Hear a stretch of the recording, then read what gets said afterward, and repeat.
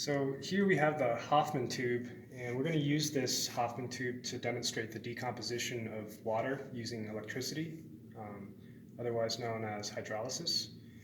And you can see the tube is filled with saline water, water with salt, and the tubes are balanced on each side, so the level of water is the same.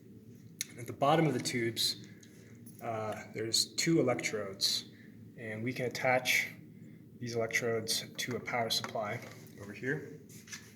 So red corresponds with positive electricity, and black corresponding with negative electricity.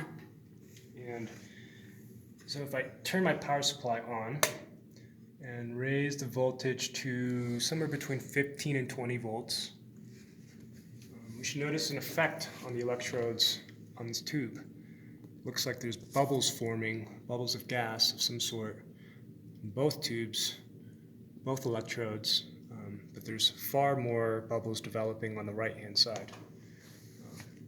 So now I'm going to turn off the power supply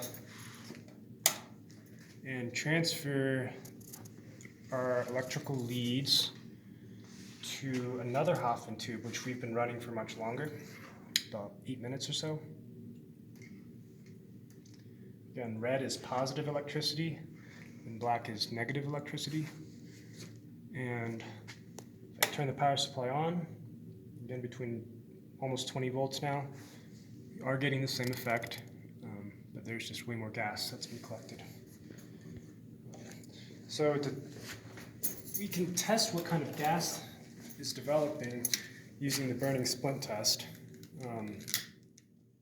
So I'm going to light a splint, and we're going to try to see what happens when I allow the gas to be released.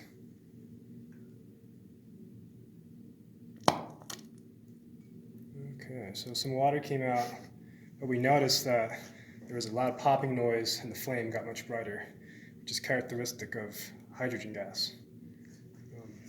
On the left-hand tube, I'm going to do the same thing. Okay, so again, some water leaked out, but we again saw the flame get brighter, but no popping noise.